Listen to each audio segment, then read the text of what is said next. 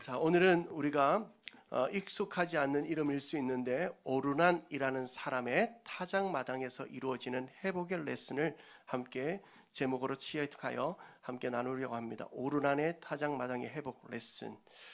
자, 제가 최근에 본 한 글 가운데 하나님도 감당할 수 없는, 하나님도 지켜주지 못하는 세 가지가 있다, 이런 유머가 있더라고요. 첫 번째는 과식. 과식은 하나님의 사람의 위, 과식한 사람의 위는 하나님도 지켜주지 못한다. 과식하지 말라, 이런 의미겠죠. 과로, 과로하는 사람의 건강은 하나님도 지켜주지 못한다. 그러니까 자신의 몸을 또 잘 돌보라, 이런 의미겠습니다. 과욕, 지나친 욕심을 품는 사람의 재산은 하나님도 지켜주지 못한다. 그래서 지나친 욕심은 좋지 않다는 의미겠죠. 저는 여기에다 한 가지 더 가와 관련된 단어를 붙이고 싶은 것이 있는데, 자기 과신, 자기 과신은 하나님도 감당하지 못해요. 왜냐하면 자기 과신에 빠진 사람, 자기 과시에 빠진 사람은 결국 교만하기 때문입니다. 교만은 하나님께서 가장 싫어하는 것 중에 하나겠죠. 오늘은 과식, 과로, 과욕이 아니라 자기 과시에 빠져 교만한 심령이 되어 하나님으로부터 징계를 받은 한 사람, 바로 다윗의 모습을 살펴보며, 그러면 그런 징계 가운데 다윗이 어떻게 회복되고 있는지를 살펴보며 우리가 회복에 대한 레슨, 회복에 대한 메시지를 좀 얻고자 하는 겁니다. 오늘 우리가 말씀을 나누는 가운데, 오늘 이 시간 메마른 강야처럼 우리의 삶을 살아가고 있거나 그런 심령으로 가지고 이 자리에 계신 분들이 있다면, 다윗을 회복하신 하나님의 동일한 은혜가 이 자리에 모인 우리 모든 성도들에게 부어짐으로 말미암아 메마른 땅이 샘물되게 하시는 회복의 역사가 우리 성도들에게 있게 될 줄로 믿습니다. 자, 여러분, 오늘 우리에게 주어지는 회복의 레슨, 회복의 수업은 오르난이라는 사람의 타작 마당에서 이루어지고 있습니다. 자, 그런데 우리가 성경을 보다 보면 이 오르난이라는 사람의 사건이 다른 본문에, 다른 책에도 기록되어져 있는데, 사무엘하 24장 16절을 보면 하반절에 이렇게 나와요. 이제는 내 손을 거두라 하시니 여호와의 사자가 여보스 사람 누구의 타작마당이라고 나오죠? 아라우나의 타작마당이라고 나옵니다. 성경이 왜 이렇지? 역대상에는 분명히 오르난이라고 되어 있는데 왜 사무엘 하에는 아라우나라고 나올까? 여러분, 이 두 사람이 아니라 동일한 인물입니다. 동일한 인물인데 아리우나는 여부수식 표현이고 오르나는 히브리식 포기일 뿐이에요. 그러니까 두 사람은 각각 다른 사람이 아니라 동일한 인물이다. 아라우나나 오르난이나 똑같은 사람이다. 그냥 표기법이 좀 다를 뿐이다 라는 것을 좀 알고 지나가면 좋겠습니다. 여러분, 표정이 저런 것도 있었나? 이런 표정이에요. 여러분, 분명히 있습니다. 그럼 이제 타작마당은 어떤 것이에요? 저 높은 곳에 곡식들을 이렇게 펼쳐놓고는 도리깨 같은 거로 때려서 껍질은 벗기고 알곡만 거두는 그런 현장이잖아요. 곧 이것처럼 오늘 다윗은 오르난이라는 사람, 동일한 이름으로 아라우나라는 사람의 타작마당에서 자신의 신앙의 껍질, 신앙의 쭉적이는 벗겨내고 알곡만 남게 되는 회복의 역사를 경험하게 됩니다. 자, 그런데 이 왜 회복 레슨이 일어나야 했는지, 여러분, 우리가 어떤 문제를 풀었다 하면 풀었다는 것이 있다는 것은 반드시 문제가 있었다는 거죠. 어려움으로부터 벗어났다면 벗어났다는 것은 분명히 그 전에 어려움이 있었다는 것 아닙니까? 그럼 회복의 레슨이 있다는 것은 회복되어야 될 만한 어떤 일이 다윗에게 일어났다는 전제 조건이 있는 거예요. 그래서 이 전제 조건을 알아야 이 회복의 레슨의 메시지가 더 선명해질 수 있습니다. 자, 그러면 다윗에게 어떤 어려움이 찾아왔는지 제가 한 2분에서 3분 정도 잘 설명을 드려버릴 테니까 잘 한번 들어보세요. 교회를 처음 오셔도 다 이해할 수 있습니다. 자, 여러분, 다윗이라는 사람, 여러분 뭐 교회를 잘 오래 안 다니셨어도 처음 오셔서 다윗이라는 사람은 다 들어보셨죠? 다윗, 데이비드라고 하기도 하고 다윗. 이 다윗 한날은요, 자신의 나라를 보니까 너무 부강해진 거예요. 자기가 하는 전쟁들마다 다 이깁니다. 심지어는 늘 자신을 괴롭히던 바벨론, 모압 이런 나라들까지 다 점령하고 이기고는 그들의 왕관까지도 다 빼앗아 옵니다. 그런데 이 모든 전쟁의 승리는 다윗이 잘 싸워서 이긴 게 아니거든요.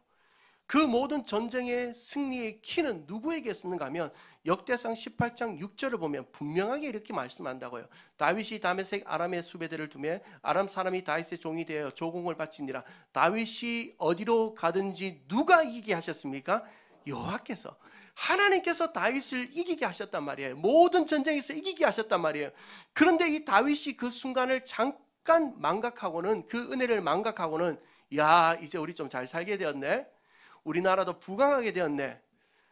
지금 우리가 한 나라가 부강하다는 것의 첫 번째 조건은 바로 재정적인 거겠죠. 그런데 당시 고대 사회에서 부강하다는 기준이 되는 첫 번째는 군사력입니다.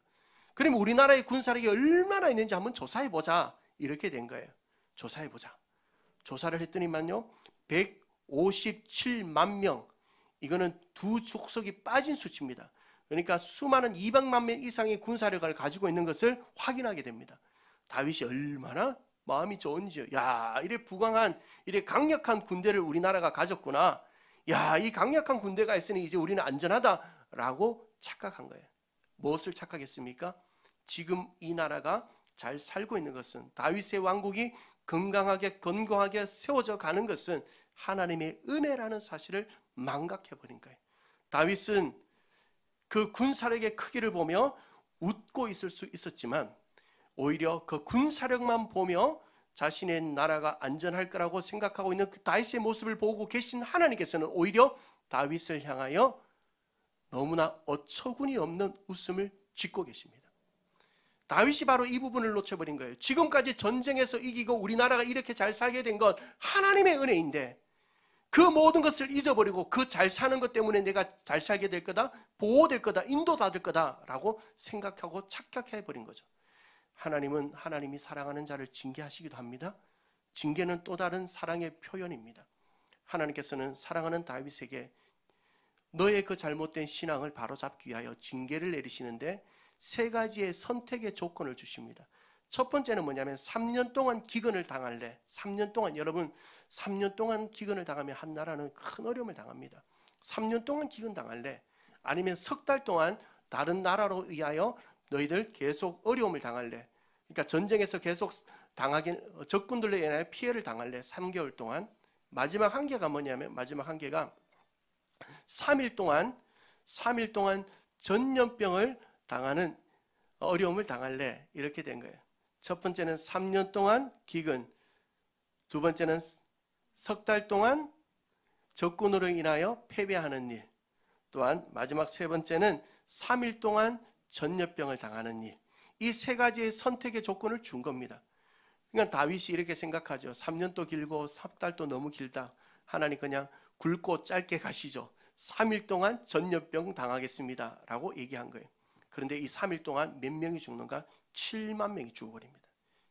야, 끔찍하죠.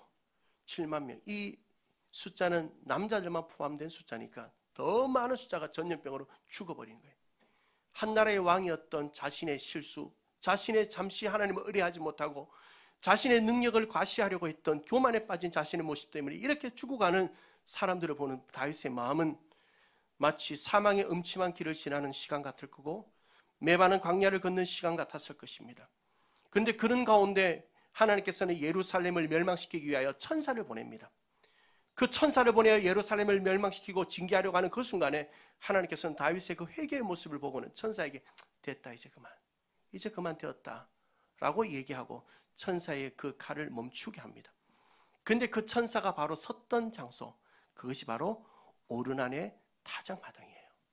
자, 그러면 이 오르난의 타작마당에서 이런 자기 가시와 교만에 빠져 3일간의 전염병을 통하여 극심한 고통, 어려움의 인생을, 사망의 엄침한 길을 걷는 이 어려움을 당하는 다윗에게 내려지는 하나님의 회복의 처방, 회복의 레슨이 있다는 거예요. 그게 뭐냐는 거예요. 그걸 알아야 우리가 살아가면 때때로 만나는 광야와 같은 시간, 사망의 엄침한 길을 지나는 것 같은 시간을 만날 때 다시 우리가 일어날 수 있지 않겠어요? 사랑하는 성도 여러분, 그 회복의 레슨 지금부터 우리 함께 세 가지를 나누려고 합니다. 그 첫 번째는 예배는 회복의 시작이다라는 겁니다. 뭐가 예배 회복의 시작이죠? 예배는 회복의 시작입니다. 자, 여러분 오늘 본문 18절과 19절을 같이 한번 볼까요? 18절과 19절입니다. 자, 제가 읽을 테니까 여러분 눈으로 한번 따라와 보십시오. 역대상 21장 18절에서 19절입니다. 여호와의 천사가 갓에게 명령하여 다윗에게 이르기를 다윗은 올라가서 여부스 사람 오르난의 타작마당에서 여호와를 위하여 무엇을 쌓으라 하셨습니까? 제단을 쌓으라 하신지라. 이에 가시 여호와의 이름으로 이름 말씀대로 다윗이 어떻게 했어요? 올라갔다라고 말씀하고 있습니다. 여러분, 우리가 성경을 읽다 보면 구약에서 제단을 쌓았다, 제물을 드렸다, 이런 표현은 결국 우리의 시대의 얘기로 한다면 예배를 드렸다, 이렇게 얘기해도 이해해도 아무 문제가 없어요. 제단을 쌓으러 올라갔다. 지금 다윗이 올라가 제단을 쌓았다, 예배를 드렸다. 하나님이 뭐 하라는 거예요? 예배하라는 거예요. 왜냐하면 회복의 가장 중요한 첫걸음은 예배라는 거예요. 이 사실을 믿을 수 있게 되기를 주님의 이름으로 축원합니다. 사랑하는 성도 여러분, 우리는 힘들고 어렵고 마음이 고단하고 지치는 일이 있을 때 제일 먼저 포기하는 게 예배예요. 야, 내가 이래 바쁜데 뭐 이렇게 힘이 든데 내 마음이 지금 예배 드릴 마음이 아니야. 그런데 여러분, 그때가 바로 예배할 때인 줄로 믿으시길 주님의 이름으로 축원합니다. 그럴 때의 예배를 포기하면 산 속에서 길을 잃어버리는 거예요. 그 길을 잃어버린 가운데 고통과 고난에서 빠져나올 수 없는 어려움을 우리는 만날 겁니다. 예배를 포기하지 않는다면 우리는 언젠가 다시 어떤 상황에서도 일어나게 될 줄로 믿습니다. 그런데 오늘 이 다윗의 예배 가운데 중요한 점을 하나 우리가 발견할 게 있는데, 근데 예배는 예배인데 어떤 예배를 드려야 되냐 하는 거예요. 자, 제가 오늘 본문에 있는 이야기를 잠깐 드려볼게요. 여러분 생각해 보십시오. 자신이 농사 짓는 땅에 타작마당에 한 나라의 왕 다윗이 온 거예요. 얼마나 놀랐겠습니까? 그래서 이 사람이 일을 하다 말고 넙주고 들여서는 왕에게 절을 하겠죠. 아유, 왕이 어떻게 오셨습니까? 어떻게 오셨습니까? 그러니까 이 땅을 재개발하러 왔다 이거 아니에요. 제단을 쌓아서 이 땅을. 그래 올라오니 깜짝 놀라가지고 왕 다윗이 얘기하는 거죠. 내가 여기에서 좀 제사를 드려야겠다, 예배를 드려야 되겠다 하니까 오르난이 얘기하죠. 왕이여, 이거 다 가지십시오. 이 땅도 가지십시오. 이 모든 것 가지십시오 하니까 다윗이 그렇습니다. 그래, 공짜로 주어서 감사하다 하지 않고 공짜를 자꾸 받으면 머리가 벗겨지니까 제가 그렇게 하지 않고 돈을 드리겠다라고 합니다. 돈을 얼마 준다고 하냐면 은 600세겔을 주겠다. 금 600세겔을 주겠다. 얼마요? 금 600세겔. 여러분, 금 600세겔이 얼마만큼의 값어치인지를 알아야 됩니다. 그냥 딱 결론만 얘기할게요. 금 600세겔은 당시에 노동자가 100년을 일해야지만 벌 수 있는 돈입니다. 어마어마한 돈이잖아요. 이 돈을 주고 그 땅을 사게 됩니다. 그런데 여러분, 성경을 꾸준히 읽는 분들은 아실 거예요.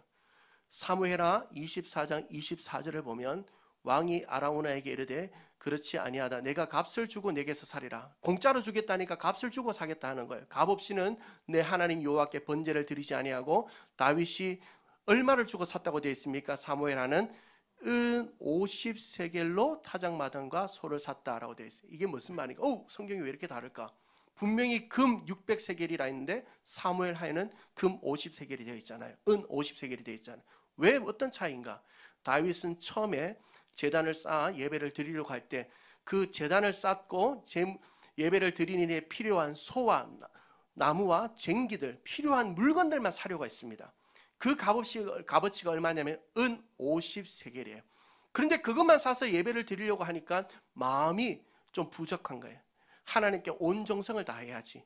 아니야. 이 땅을 다 사서 하나님 앞에 예배하자라는 마음이 들어 은 50세겔로 물건을 샀다면 금 600세겔로는 땅까지 다 산 거예요.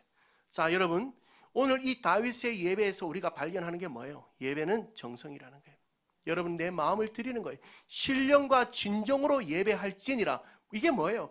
내 마음을 다하여 정성을 다하여 예배 드리라는 거예요. 그 예배가 어떤 역사를 만들어낸다는 거예요? 회복의 역사를 만들어내는 줄로 믿습니다. 사는 성도 여러분, 예배는 단순한 종교 행위가 아닙니다. 여기에 와서 그냥 제사 지내는 종교 행위가 아닙니다. 여기에 이 시간은 하나님을 만나 회복되는 시간입니다. 우리의 영혼이 다시 숨을 쉬는 시간입니다. 넘어진 심령을 다시 일으키는 시간입니다. 그래서 예배는 새 힘을 얻는 시간이에요. 이사야 40장 41절에 보면 오직 여호와를 앙망하는 자 어떤 힘을 얻어요? 새 힘을 얻으리니. 여러분, 예배 드리는 건데 새 힘을 얻게 될 줄로 믿습니다. 또한 예배는 죄사함과 기쁨이 회복되는 시간입니다. 시편 51편 12절을 보면 주의 구원의 즐거움을 나에게 어떻게 하시고 회복시켜 주시고, 여러분 마음의 기쁨이 사라졌습니까? 시대를 살아가는데 마음껏 한번 웃을 일이 없어요? 그렇다면 여러분 이곳에서 하나님을 만난다면 내 영혼의 참된 기쁨이, 여러분의 우울증이 떠나가게 될 줄로 믿습니다. 예배는요, 하나님 안에서 참된 쉼을 얻는 시간이에요. 마태복음 11장 28절에 보면 수고하고 무거운 짐진 다 내게로 오라. 나 내게로 오라. 내가 너희를 쉬게 하리라. 집에서 가만히 누워 TV 보는 것만이 쉬는 건 아닙니다. 그것도 쉬는 거예요. 얼마나 좋은 쉼입니까? 그렇지만 우리의 영혼의 참된 쉼은 예배드리는 이 현장에서 있는 줄로 믿으시길 주님의 이름으로 축원합니다. 그렇습니다. 예배는 우리가 영적으로 다시 살아나는 시간입니다. 예배는 하나님의 임재 앞에서 마음이 충만하여지는 시간입니다. 예배는 말씀 앞에서 삶의 잃어버린 방향을 다시 찾는 시간입니다. 예배는 하나님의 품 안에서 진정한 안식을 누리는 시간입니다. 우리의 모든 예배가 하나님 앞에 온 정성을 다하여 드림으로 말미암아 매주일 매 시간마다 모든 삶에서 이런 예배를 통하여 회복을 누리시는 우리 은혜인들 되기를 주님의 이름으로 축원합니다. 저는 최근에 이런 예배의 회복을 경험했던 한 사람의 간증을 좀 소개하고 싶습니다. 우리 교회에 함께 신앙생활하고 있는 김정희 집사님입니다. 그분의 간증을 제가 읽어드리겠습니다. 색깔도 무게도 없는 하나님, 손도 발도 보이지 않으시는 하나님, 오늘을 만들고 내일을 만들고 영혼을 만드시는 분, 풀잎을 밀어 올리고 강물을 흐르게 하고 죽은 나무에 생명을 소생시키듯 색 고운 물감을 풀어 꽃을 피우시는 하나님, 사계의 시를 쓰고 노래를 만들고 그림을 그리시는 하나님, 보이지도 만질 수도 없는 그 저항할 수 없는 힘으로 오늘을 만드시는 하나님을 신뢰합니다. 이렇게 간증을 시작하더라고요. 또 이런 간증을 제가 참 거의 처음 본 것 같아요. 앞에 너무 아름다운 글들로 하나님을 표현하고는 이렇게 얘기합니다. 제게 지난 한 주는 두려움과 공포의 시간들이었습니다. 치과 치료 후 신경을 타고 올라온 염증으로 인해 오른쪽 얼굴이 풍선처럼 부어오르고 입에서 피가 샘솟듯이 흘러나오는 공포의 시간이었습니다. 2시간 동안 입안 가득 고인 피를 뱉어내며 덜컥 겁이 났습니다. 119를 불러야 하나 고민을 하다가 긴급 버튼을 눌렀지만 출동한 구급대원은 절망스러운 한마디를 하고 돌아갔습니다. 갈 수 있는 병원이 없습니다. 지금 의사 파업 때문에 이런 치과적인 응급 상황은 받아주는 병원도 없습니다. 하며 너무 죄송하다며 돌아갔습니다. 고민하고 고민하다 그 새벽에 염치 불구하고 목사님의 가정으로 전화를 걸어 병원 좀 데려다 달라고 부탁을 드렸습니다. 응급실에서의 긴 기다림 이후 처치의 시간들은 너무 고통스러워 딱 죽고 싶은 심정이었습니다. 입술을 절개하여 염증을 빼내고 간을 꽂아 응급시술을 받고 난 이후에 응급실을 나설 수 있었습니다. 그렇게 토요일을 지나고 주일 아침 약 부작용으로 몹시 힘든 상황에서 갑자기 오른쪽 머리 전체가 감각이 없어지고 귀까지 딱딱해 오며 아픔을 주기 시작했습니다. 도대체 이건 뭐지 하고 헛웃음이 나는 이해할 수 없는 상황, 그런 상황을 뒤로하고 예배자가 아닌 시청자가 되어 온라인으로 예배를 드리기 위하여 폰을 켜고 앉았습니다. 예배 습관을 따라 열심히 설교 말씀을 받아 적으며 예배에 몰입하는 시간 속에서 감각 없이 하얗게 굳은 듯한 머리가 부드러워지며 풀리며 막히고 아픈 귀가 순간 멀쩡해지는 것을 경험하게 되었습니다. 그때 하나님께서 나에게 생각하게 하신 것이 있습니다. 하나님께서 고쳐주신 몇 번의 치유의 경험은 특별한 누군가의 손을 통해서가 아닌 모두 말씀과 예배의 현장에서 일어난 사건들이었다는 것입니다. 그래, 나는 말씀과 예배의 현장에 있어야 온전한 몸이 되는구나. 말씀인 하나님께 지음을 받았으니 말씀이 명약이 되어 작용하니 낫는 것이 당연함을 알게 하신 것입니다. 여러분, 진정한 예배는 이런 치유의 회복도 주십니다. 이런 진정한 예배는, 정성을 들여 드리는 예배는 우리의 삶에, 우리의 가정에, 우리의 인생에 하나님으로부터 주어지는 참된 회복이 시작되는 역사를 주는 겁니다. 여러분, 예배를 통하여 회복을 경험하시는 우리 은혜인들 되기를 주님의 이름으로 축원합니다. 어떤 상황에서도 예배는 포기하지 마십시오. 두 번째로, 오늘 회복의 레슨 두 번째는 불은 회복을 타오르게 한다는 겁니다. 불은 회복을 타오르게 합니다. 자, 오늘 본문 26절과 27절을 함께 보겠습니다. 역대상 21장 26절 27절 본문, 우리 두 절 말씀 우리가 조금 전에 읽었지만 다시 한 번 더 읽도록 하겠습니다. 시작. 다윗이 거기서 여호와를 위하여 제단을 쌓고 번제와 화목제를 드려 여호와께 아뢰었더니 여호와께서 하늘에서부터 번제단 위에 불을 내려 응답하시고 여호와께서 천사를 명령하심에 그가 칼을 칼집에 꽂았더라. 아멘. 여러분 여기 보십시오. 번제, 다윗이 제사를 드리기 위하여 준비된 그 제단 위에 뭐가 내렸다고 되어 있습니까? 불이 내렸더라. 불이 내리자 천사가 뽑았던 칼을, 드디어 그 칼은 뭡니까? 이스라엘 예루살렘을 징계하는 칼이었습니다. 근데 그 칼을 이제 드디어 칼집에 다시 꽂게 됩니다. 불이 내렸습니다. 이 불이라는 것은 단순한 기도의 응답이 아닌 하나님의 임재의 상징입니다. 사랑하는 성도 여러분, 오늘 우리는 이 본문을 통하여서 하나님의 회복은 불이 임하는 현장, 예배 가운데 불이 임하는 현장을 통해 그 회복의 역사가 불처럼 타오른다는 것을 믿을 수 있게 되기를, 기억할 수 있게 되기를 주님의 이름으로 축원합니다. 구약의 현장에서도 많은 사건 가운데 불이 임하는 일들이 있었습니다. 아브라함이 돌단을 쌓고 제물을 올려놓았을 때 그 제물 사이로 햇불이 지나갔습니다. 모세가 성막을 만들고 제물을 올려놓았을 때 하나님이 불이 임했습니다. 솔로몬이 성전을 지어놓고 첫 예물을 드릴 때 하늘에서 불이 내려왔습니다. 바알 선지자와 엘리야가 누가 참 신인지를 다툴 때 하나님께서 엘리야의 제단 위에 불을 내리사 제물과 나무와 돌과 흙을 태우고 도랑의 물을 마르게 하셨습니다. 그런데 우리가 신학에 와서 불이 내린 사건을 얘기하려고 한다면 대표적인 한 사건, 바로 오순절 마가다락방에 임한 불의 역사를 우리는 기억해야 합니다.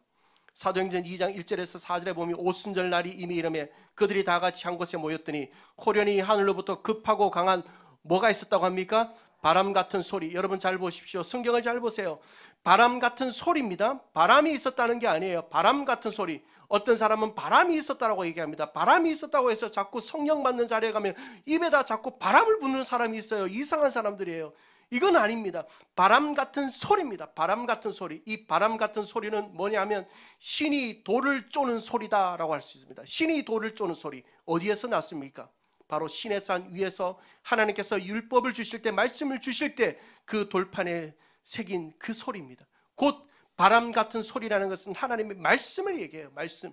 여러분, 그 말씀이 성령의 불이 임하는 현장 가운데 일어나고 그 말씀으로 말미암아 사람들이 살아나고 가정이 회복되고 영혼이 살아나게 될 줄로 믿습니다.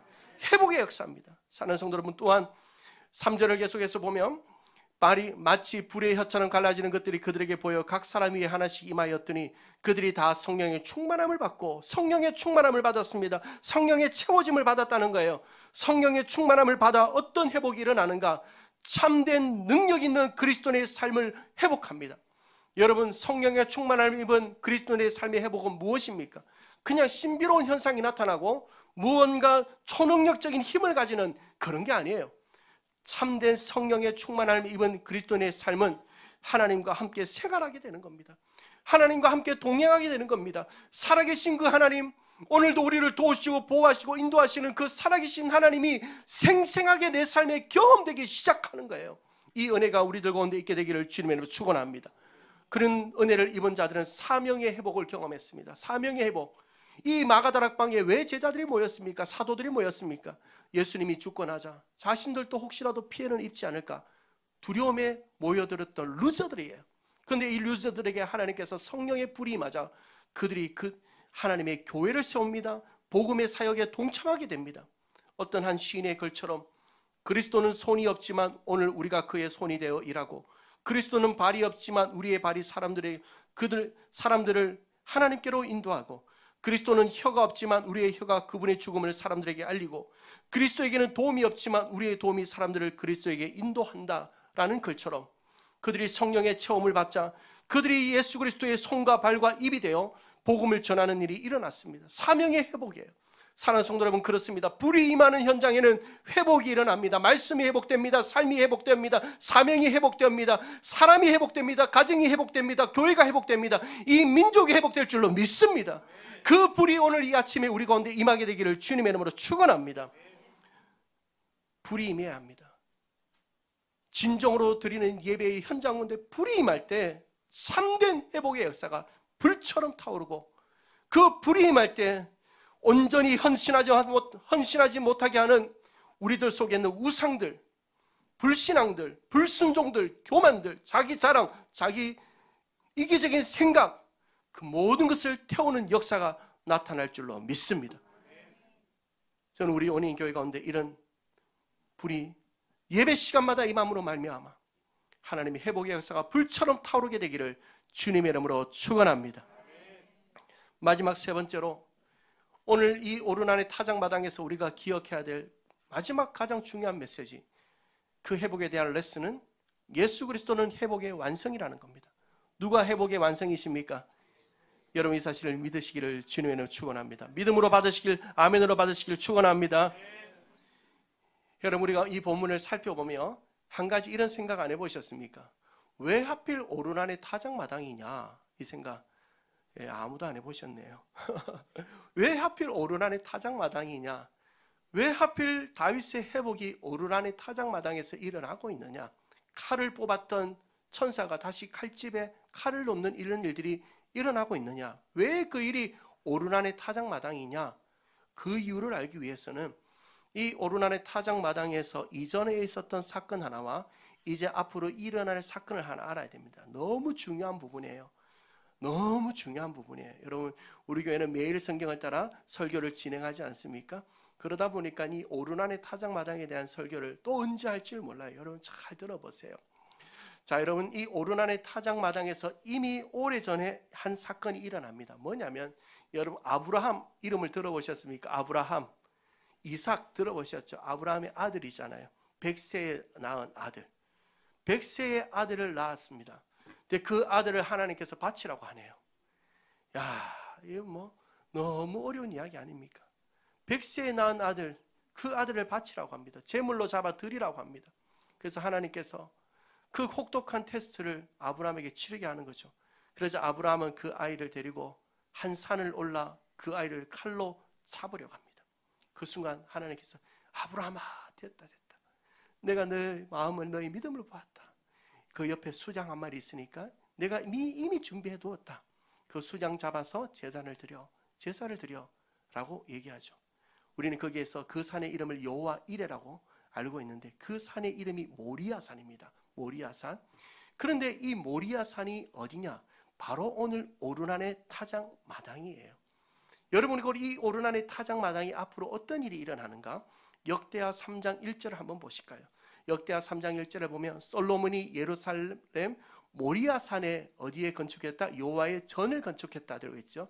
예루살렘 모리아산에 여호와의 전을 건축하기를 시작하니 그곳은 전에 여호와께서 그의 아버지 다윗에게 나타난 곳이요 여부스 사람 오르난의 타작마당에 다윗이 정한 곳이라. 아멘. 여러분, 이게 무슨 말씀입니까? 오늘 다윗의 회복의 현장이 일어나는 이 오르난의 타작마당은 오래전에는 아브라함이 이삭을 잡아 드리려고 했던 그 모리아 산이요, 이 여부스의 타작마당은 이제 솔로몬의 성전이 세워지는 장소가 된다는 거예요. 아들이 죽어야 하는 곳에서 기적적인 구원의 역사가 펼쳐진 곳, 자기 가시와 자기 교만에 빠져 징계를 받았지만 회복이 일어나는 곳, 바로 그곳 오르난의 타작마당에 솔로몬의 성전이 세워지는 이 일들을 보면, 여러분, 회복을 넘어 부흥을 넘어 기적을, 역전의 승리가 일어나고 있는 장소임을 우리는 확인하게 됩니다. 이런 은혜의 역사가 여러분들에게 있으려면 이 모든 사건의 중심에 뭐가 있었는지를 알아야 돼요. 이 모든 사건의 중심에 뭐가 있습니까? 바로 아브라함의 그 모리아산의 테스트의 과정 속에 있었던 순양 한 마리. 누구를 얘기합니까? 우리 주님 얘기해요. 우리 주님. 우리를 위하여 대신 죽으신 주님. 솔로몬 성전은 결국 오실 예수 그리스도를 보여주는 예표하는 그림자예요. 곧 솔로몬 성전도, 모리아산의 그 테스트의 과정도, 또한 이 자리에서 일어나는 다윗의 회복의 그 모든 중심에는 우리 주님이 계시는 줄로 믿습니다. 여러분, 회복의 중심은, 회복의 완성은 바로 예수 그리스도를 통해 이루어지는 거예요. 그렇습니다. 여러분, C.S. 루이스의 나니아의 연대기라는 책을 여러분 아실 겁니다. 근데 이 나니아 연대기에 보면 1년 내내 겨울과 차가운 어려움과 끝없는 겨울이 계속되는 상황 속에서 한 뉴스가 들려오죠. 아슬란이 돌아왔다. 사자의 왕 아슬란이 돌아왔다. 그리고 아슬란이 돌아오자 저주가 풀어지고 땅에 쌓여있던 눈이 녹고 얼음이 깨어지고 추위가 그치게 됩니다. 나무에서 다시 푸른 잎이 돋아나고 봄의 문이 활짝 열리게 됩니다. 봄과 함께 소망도 찾아오게 됩니다. 여러분, 그렇다면 C.S. 루이스가 얘기하는 봄의 기운을 몰고 온, 회복의 기운을 몰고 온, 생명의 기운을 몰고 온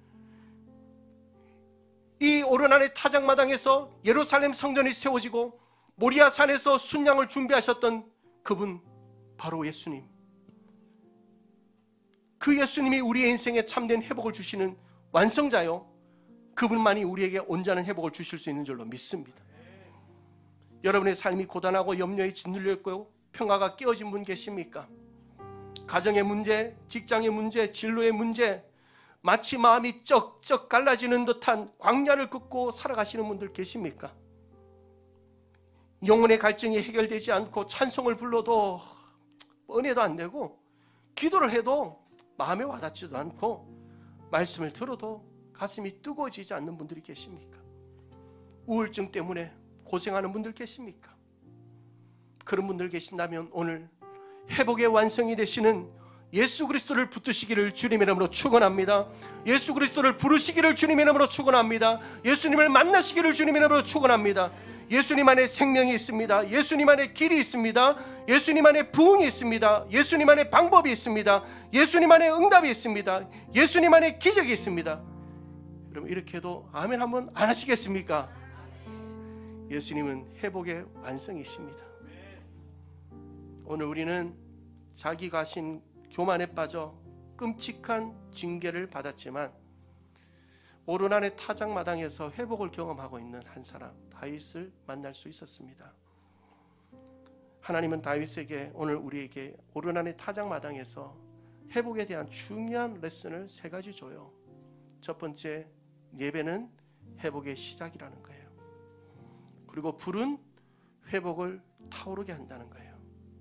그리고 예수 그리스도는 회복의 완성이 되신다는 거예요. 이 회복의 레슨을 이제 여러분의 삶에서 순종으로 실천하며 사시길 바랍니다. 그리고 여러분 주위에 이런 회복이 필요한 분들 계십니까? 쩍쩍 갈라진 광야 위를 걸어가는 친구가 있어요? 가족이 있어요? 이웃이 있어요? 그들에게 이야기해 주세요. 회복은 예수님을 만나 예수님을 붙들고 그분을 예배할 때 그 예배의 현장에 부어지는 성령의 은혜로 말미암아 활활 타오른다는 사실을 가르쳐 주시고 전해 주시는 우리 은혜인들 되기를 주님의 이름으로 축원합니다.